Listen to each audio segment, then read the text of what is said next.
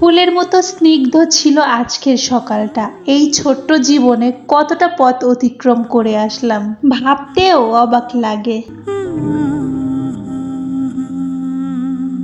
Hello everyone, কি অবস্থা সবার? সবাই কেমন আছেন? আমি তো আলহামদুলিল্লাহ অনেক ভালো আছি। এই স্নিগ্ধ ফুলের মতো এখন আমাকে ফুল গিফট করারও স্পেশাল মানুষ আছে। এই যে আমার আব্বাজান, সে খুব ভালো করেই জানে আমার মামুনি ফুল কতটা পছন্দ করে। তাই তো সে যেখানেই ফুল দেখে ফুলটা তুলে আমার হাতে এইভাবে দেয়। কত সুন্দর তাই না? জীবনটা কত রং বেরঙের, কত বৈচিত্র্যময়। একদিন আমার মা বাবাও আমাকে এইভাবে স্কুলে নিয়ে যেত, আর আজকে আমি কাউকে স্কুলে নিয়ে যাচ্ছি। আজকের সকালটা অনেক সুন্দর ছিল। চারিদিক মেঘলা মেঘলা, মনে হচ্ছিল যখন তখন বৃষ্টি চলে আসবে। যেহেতু প্রচুর গরম, তাই বৃষ্টি হলে তো ভালো লাগবেই। কিছুদিন আগেও সকাল সকাল ঘুম থেকে উঠতেই পারতাম না। দায়িত্ব কত গুরুত্বপূর্ণ একটা জিনিস। এখন সকালে ঘুমিয়ে হয় না, সবার আগে আমি উঠি, তারপরে সব কিছু গুছিয়ে নিয়ে বাবুকে নিয়ে স্কুলে চলে যাই।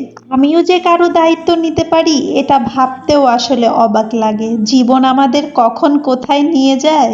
জীবন আমাদের ধাপে ধাপে শিক্ষা দেয়, দায়িত্ব বুঝিয়ে দেয়। দায়িত্ব গ্রহণ করে ভালোভাবে নিতে পারলে সহজ, আর ভালোভাবে না নিতে পারলে অনেক কঠিন।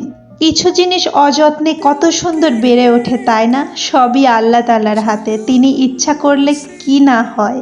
আল্লাহ তাআলার রহমত থাকলে অযত্নের ফুলগুলাও সুন্দর হয়।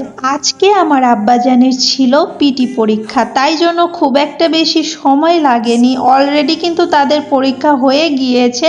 তারপরে সে বের হয়ে তার ফ্রেন্ডের সাথে দোল খাওয়া শুরু করে দিয়েছে। তার দোল নাই তো দোল খেতেই হবে, না হলে তার স্কুলে যাওয়া আসলে সার্থক হবে না, এমন একটা অবস্থা। আরে আমি জিজ্ঞেস করলাম তোমাদের পিটি পরীক্ষা কেমন হলো, সে তো সব সময়ই বলে খুব ভালো দিয়েছি, খুব ভালো হয়েছে। তবে দেখা যাক কি হয়। আর বাচ্চা মানুষ যেটাই করুক সেটাতেই আমি অনেক অনেক খুশি।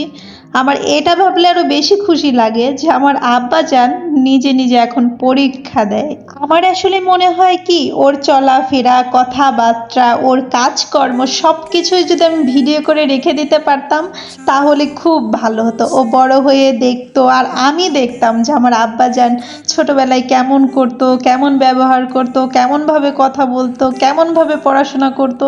কিন্তু তা তো আর সম্ভব না। এই জন্য আমি যতটুকু পারি ততটুকুই আমার ছেলের আমি ফ্রেমের মধ্যে বন্দি করে রাখার চেষ্টা করি। ও বড় হয়ে গেলে ওর ছোটবেলাটা আমি অনেক মিস করব।